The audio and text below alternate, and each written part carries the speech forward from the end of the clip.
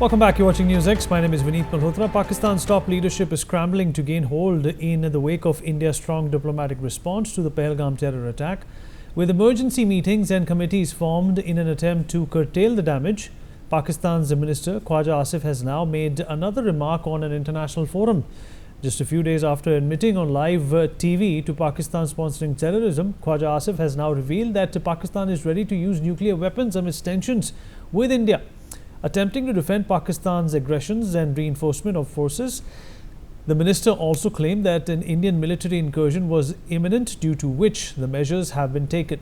With Pakistan's repeated attempts to pin the blame on India despite initiating aggression, as witnessed by 5 consecutive days of ceasefire violations along the LOC, the question that arises is, why is Pakistan panicking at this point in time? We'll talk about this with our guest, Major General Gigi Dwivedi, Global Strategic Defense Expert, with us on the show. Major General Rajan Kochar, Senior Defense Expert and Air Vice Marshal. P.K. Srivastav also joins us on the program, who's a former Vice Air Marshal and Senior Air Force official, is also with us. And Professor Madhav Nalapat, Editorial Director of the Sunday Guardian, joins us on the program as well. Well, gentlemen, thank you so much for being a part of this conversation. Professor Nalapat, I will begin with you. Well, you know, a responsible country, Professor Nalapat, will never gloat about its nuclear capabilities. I remember a match between India and Pakistan where Ramiz Raja also went on to say that today, folks, we're going to witness a match between two nuclear nations. Now, this is the kind of downgrading in terms of rhetoric that Pakistan has stooped to. In the face of this, what should India do? In fact, all you've heard, sir, is these jingoistic, chest-thumping commentary on social media. Nothing has been said by the army, which actually rules Pakistan. You know, after that, statement by Asif Munir, nothing really has come about from the Pakistani army. Look, I must say that our friends in Pakistan have a very weird notion of what friendship looks like. According to them, to their definition, friendship looks like sending infiltrators into the country, launching acts of terror into the country, trying to create dissension in society in a country. All these are supposed to be extremely friendly acts. So Pakistan should be accepted as a very warm and friendly state by India. I mean, I think, frankly, in the past, I would say that, this kind of rubbish, frankly, it merits absolutely no consideration at all. My point is, Vinny, that this kind of bombastic statement, for example, use of nuclear weapons, we're not even sure if Pakistan has got control over nuclear weapons or whether it has a usable nuclear weapon system. It's not 1/10 as advanced as India in this respect. Usually, Pakistan's game is bluff. And bluff, it's like I'm told there are some games of cards in which you bluff and then you win a lot despite having a very weak hand. Well, that's what Pakistan has been doing for so many decades. Whether it's in Tashkent, they got Hajipir back. In Shimla, all the gains that we made by our military victories were lost at the Shimla conference table. I mean, frankly, and I'm sorry to say, even, General Musharraf, the man who launched a coup, who basically toppled the civilian government, he was welcomed to India by the then Prime Minister of India. So I want to say that we have a history of basically, just brushing aside what Pakistan has been doing and taking seriously only what Pakistan has been saying. I think we should basically have a reverse policy beneath, ignore what Pakistan is saying and concentrate only on what Pakistan is doing. And I think this kind of rubbish, nonsense should be just ignored and we should proceed whatever we are planning. I mean, I'm not privy to that at all, but whatever we are planning, it should not be changed by one iota, by one scintilla. It should continue as before, because this kind of rubbish deserves no response. This kind of rubbish, frankly, when you hear this kind of rubbish, you steer far away from it, so you don't hear that rubbish. we should just ignore this kind of rubbish, focus on what Pakistan is doing, and then you'll understand why the government under Prime Minister Modi is so deadly serious on ensuring that Pakistan understand, the Pakistan military, whoever is behind this terrible Pahalgam attack, the Pakistan military elements who are part of it, they will understand that you can't trifle with India of 2025, and they are going to be taught a lesson. So we need ignore what they say, focus on what they do, and react to what they do. Thank you. Exactly, that's a good point. And General Dwivedi, we are reacting to what Pakistan has done in Pahalgam. They continue to deny it, but their top brass, their ministers are admitting internationally to the fact that they have assisted the Americans and the British when it comes to, in fact, grooming terrorists, providing, a pasture, providing a home, to this entire international terrorist industry, and yet Pakistan wants proof from India. Well, Vineet, Pakistan is a state which lends itself to be used, misused and abused, and that is the culture, that is the history, and they have been used, misused, abused by Americans, now by Chinese, and anyone who can rent them out. They are available to further the ends of whosoever wants to use them. And even former Prime Minister Imran Khan had stated that we are used like a gun in the hands of Americans. And Musharraf had admitted that these terrorists were the heroes. And unfortunately, they have turned their guns against us. The point I'm trying to make is that Pakistan as a state is a violent state, and its doctrines is based on two fundamentals. One is the proxy war, the terrorism, and secondly, they always call out the bogey of nukes. So therefore, I think we need to just wish these away and take it as a propaganda, because their panic is obvious. I think now the time has come. India is not going to react. We are going to act, and we are going to be proactive. Point number one.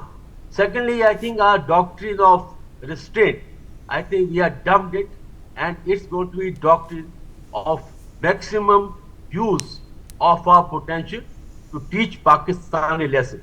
And I've just done 2 articles, and I've strongly advocated that time has responses gone. It's the time to get Pakistan on the knees. Pakistan doesn't have the stamina to fight a prolonged attrition war, and we got to get Pakistan into it. And third point is the Pakistan army. They run the country policy, they suck the country, and they have been having a field day with the ceasefire on the LOC. They had a free pass. In fact, when I was commander in these areas, we had no ceasefire, and whenever they defaulted, we gave them the right punishment. And the fourth point is Pakistan will now run to their masters. China is one of the masters, and I was defense attaching China for good some time. China and PLA and Pakistan Army have one-on-one relationship, so they will call them out. And as it is, Foreign Minister Wang Yi has said that they will stand by Pakistan. They have an iron card relation. Their relationship is sweeter than honey. All that, they talk rhetorics. So they'll be running around to them, to Turkey, and also with begging bows to some of the Western Asian nations. So all I can say is India must ignore this. We must now act, and act in a very pragmatic, deliberated manner, and ensure that Pakistan feels the heat this time, both economically and militarily, and we put an end to this proxy war. Vineet. General Kocher, in fact, this is not the only front that Pakistan will have to contend with, right? Indian diplomacy has been making inroads in Afghanistan as well, and that is something that Pakistan is obviously going to feel pressurized by. But the fact of the matter is that Turkey and countries like China continue to show solidarity towards Pakistan. But of course, India has its own partners when it comes to support and securing any kind of military assistance from our partners as well. Where do you think Pakistan stands in the midst of this quagmire also, sir, that it finds itself in, which is more or less isolation in nature diplomatically, and secondly, of course, the economic clout that's on Pakistan? Good question, Vineet. The thing is that every country has its own friends and allies. Pakistan also has, because China and Turkey and some of the Muslim countries may also help Pakistan. But by and large, what we have seen in the last 10 years, there has been a strong support for India among the OIC countries, because you know why I'm bringing this out is because earlier countries like Saudi Arabia, UAE were the two important ones, and Iran is so far neutral. So Saudi Arabia and UAE have always been on the side of Pakistan. And this time there is a change, and we have not heard any such statements in favor of Pakistan from either of the two countries. The stand of United States so far has been neutral, but we know that the kind of agreements we have with United States in terms of communication, logistics, technology, space, cyber, United States is going to give us a lot of information, especially about the Pakistani deployment and formations. So right now I foresee these statements which are coming across the border, and from our side also, it is part of a psychological warfare, because before the actual war starts, you will find in Ukraine-Russia war also, or any other, if you take the Gulf War also, you find this kind of warfare actually emanating, and China is an expert on this. Social media war has also started. The toolkits of Pakistan have become quite active. I tend to believe that 26 countries have been approached by Pakistan. Similarly, India is also carrying out a huge diplomatic exercise, trying to tell the world that enough is enough, and giving a justification in case we have to strike, because that strike will come, but it will be calibrated. We should not be thinking there will be an all-out war with Pakistan suddenly. It will be a calibrated strike. Pakistan knows, and that is why Pakistan has mobilized its reserve formations. 1 corps and 10 corps of Pakistan have been mobilized towards Punjab and POK. So Pakistan is also aware, and it is apprehensive that maybe a slightly larger strike by the Indians. So this move by the Pakistan to be you prepared kind of a thing, because if you remember, Vineet, in Parakram, when the Indian Army had actually gone into it 2002, 2003, at that time, in the initial stages, Pakistan was caught by surprise. So possibly Pakistan doesn't want that situation to happen. And I'm sure, because you see the type of campaign we have launched as far as the diplomacy is concerned. Russia, I would like to name a few countries which are going to be standing by India in terms of military help. Russia is one, Israel is another country, France is the third country, Japan is the fourth country, and the United States is the fifth country. So it is, we should not go by the media reports that China and Turkey are going to help Pakistan. Our army is strong enough as it is without any help from anybody. But in case we need help, these 5 countries I have identified will be there, and this thing has to be gone through this time, because you see, there are a lot of people who don't advocate war, but what happens is, unless you make the other side feel the pinch, these things will continue. So I think it's time. We are ready, we are mobilized, and I think it's only a matter of time. Thank you.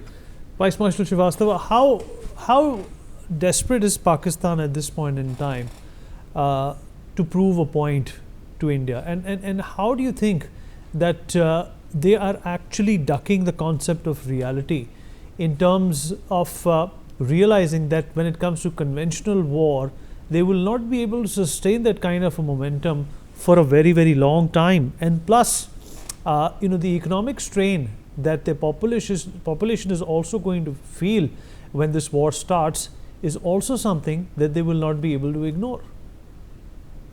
So Vinny, your question is a very great question because it also has the answer within. There are two aspects which are which are looming large over Pakistan. One is the economic crisis. They don't have any kind of funds or reserves. At the moment, they hardly have reserves for 45 to 50 days to run their country. They also have a hollowed out kind of air force and army and navy.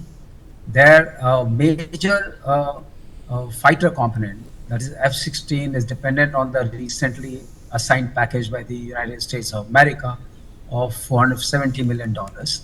And unless it arrives, of these 75 frontline fighters, F-16, only 44 are the newer version of 2000, which are a match to something like Mirage 2000. And the world has changed thereafter a lot. And the other ones are just wilted. And they are trying to do some combat air patrols with them. So whatever life is left, in my opinion, it will also get utilized. So Air Force is in a very fragile state. Navy, with our Arihant and Arighat being there, and they don't know where are they, Navy poses a great threat to them, so they know about it. And our space assets are well established. Our information warfare and, if you say, cyberspace and electronic warfare, that means in case they want to do what we call secure communication in a contested environment, that would become a kind of liability. It's one thing that you send your, some terrorists with few satellite phones and you have some communication. It's another game when you fight out a full-fledged war and you want to have secure communication. And thirdly, their air defense network is very, very weakened out. We have a good air defense network. We got network-centric warfare kind of capability. We have few systems in place now for years in Indian Air Force, which will give us the ability to act as a ops room from anywhere in the country for forward basis. So I think they're fully aware of it. And as General has rightly brought out, they're playing a bluff, a hand which is blind hand. And they bring out all these nuclear threats and two nuclear countries as if we are equal in power equation to the world. So the world comes to the rescue. And you find that ministers are giving all kinds of statements. A statement of, a rail minister is even, is absolutely laugh-worthy if you look at it. He's talking about nuclear bombs and all that. He's a rail minister, and this job should be done by the defense minister. And defense minister happens to be accepting that for 30 years, they were working for Western powers as terrorists. That means they are the power for rent or mercenaries. So it's a mercenaries force. It can do these kinds of terrorist strikes, but it can't really engage itself in a conventional war. If that is the given equation, what do? So they are building a narrative. They are going around, you see, and this narrative is also being hawked by the Western, I would say, print media or the audiovisual media. A write-up comes, there are two, three writers which have come from the Pakistani journalists. So you expect them to write the Indian story? I think we need to work on this also. The stories which are going on the global platform, they are not highlighting. Somebody was telling, had this happened with the, the Pakistani fraternity, by now all the Muslims would have been on roads all over the world. But we are not seeing anything of that type. Maybe we are very sure and secure in our thinking that we can take on them when the time comes, when the balloon goes up. But the idea is, if we are so strong, we have to continue and be with our political will, which is being displayed as of now by this Prime Minister. It's very, very important. And it's also important to know that unless now there is a lesson which goes on for generations, this will not happen. So what is that lesson which India can give to them? This is a very important point. If we have a war, then what is our aim of the war? Unless we decide that we should not initiate a war. And how do we conduct the war? So all the time which Indian dispensation, which is currently in the power, is taking, is, I would say, well spent. They must take their own time. They choose their own time, and in time of choosing only, they should go and do the first trick. Maybe you're inviting the enemy to come and attack like 1971. You keep them on the tenter hooks, and they themselves decide through some false flag operation or through some false intelligence that yes, we are going to attack, and they try to preempt, which happened in 1971. So we need to think about it and wage. But this time has come now. I'm pretty sure that you ought to show that you are not a soft state. You will not be cajoled, coaxed by the powers that are there at global stage. That yes, calm down. Only 26 people have died. It's one of those terrorist attacks. Let's do some kind of investigation. What investigation we need? We know about it. And whenever we're going to, any proof, has anything been done about it? Nothing has been done for all that act so far. So our confidence is low. So they are also watching us.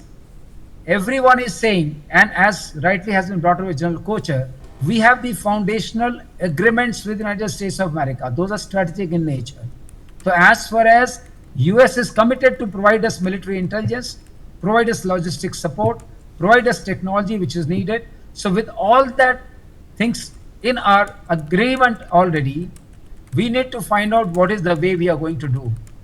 But yes, we all know that once we start a war and we want to end it, we have to have the end in mind and our goals in mind. So in my opinion, that this goal would be, probably Pakistan as a nation state has failed fully, economically and people-wise. There are absolute stark lines between the governance, the kind of military they have, and the people. People and military disconnect is there.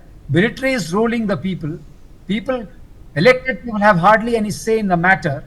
And this has been seen that during Imran Khan's turmoil, a corps commander's house was ransacked by the people. That shows that now people of Pakistan also understand that our military is not there to protect us, it's rather destructing us. Balochistan affair is right there. Maybe their army is trying to take the attention off from the Balochistan failure, that the whole train of military personnel were hijacked is one of its own kind. Sindh also has issues. Then you have Khyber Pakhtunkhwa, Gilgit-Baltistan. So all over there are unrest. People are unhappy. Even POK, most of the people are unhappy. The way 1 kg of atta is selling probably at 600 rupees a kg. How can normal people live over there? So there is a crisis. And the crisis, the best way is to do something so that the whole attention is diverted, and you talk about national unity and all that. This time round, we need to understand whatever we are told, advised by our friends or foes. We have to take a call, and this call has to be by us only, our own political leadership, that we need our ways and means to teach a lesson which at least lasts for 1 or 2 generations. Professor Nalapat, concluding thoughts from you, sir. Well, Pakistan obviously playing a lot of mind games at this point in time. There's a lot of jingoism being portrayed in the media, but when it comes to ground realities, it seems that they're biting more than what they can chew, sir. Right. Professor Nalapat? About 20. Professor Nalapat? Yeah, sorry. The point is very simple, Vineet. What has been said is absolutely correct. Pakistan is already a failed state. It's falling apart, and the reason is the military. And the military wants to camouflage that and blame the usual suspects, the Indian armed forces and the Indian establishment. Well, the reality is the people have seen through that. The army has become deeply unpopular. Even in the home province of Punjab, they have become unpopular. The enlisted men have seen how the officers are living high, sending their children to all kinds of places, sending them safely now into all the big cities in Europe and North America. So very frankly, Vineet, Pakistan is a failed state. It's already a failed state. And what we are doing is basically showing the lamp to that failed state so the world can understand it, and the world will know that any of the countries backing Pakistan in effect are backing a terror state, because Pakistan is effectively a terror state. It's a state where the main instrument of fighting is terrorism. So it's effectively a terror state. So that is the point, Vineet. And I think, therefore, one thing I am very certain, our government is going to do what is needed. They're going to base themselves on what the Pakistani are doing, and I mean the Pakistan military. They're not bothered about this kind of nonsense that is being said in social media or their media or whatever. It's absolute nonsense, Vineet. I think we should treat it as a nonsense test. Thank you. General Can I make Dwivedi, a quick concluding point, thought, sir. Vineet? Yes, sir. Concluding thought. Yeah, I think we need first and foremost is the Pakistan army that need to be shaken up. And I can tell you, vouch for it, they are not the one who can fight. They need a shield. I saw that in Bangladesh war, which I fought. Also on the LOC, they have the terrorists to give them the shield. The second point is India's political aim should be very clear to defeat the Pakistan proxy war and nothing less. To that extent, we should use all our national power to get Pakistan on its knees. And my last point is strong nation do what they want to do. No, notwithstanding what the world opinion is, I think we should go ahead regardless of what the world feels, and we are quite capable of handling Pakistan. We don't have to outreach to any other country. I think we are quite sufficient to teach them a lesson, and therefore I think it's the time to end the proxy war, and Pakistan army needs a shake-up because they are not the people who can fight friendly. And this has to be on two domains. One is convention side, and of course they will try to up the ante of proxy war, and we have to also tighten up on that score. Vineet. All right, we've completely run out of time. Appreciate everybody who joined us. We're going to take a short break. We'll be back with more.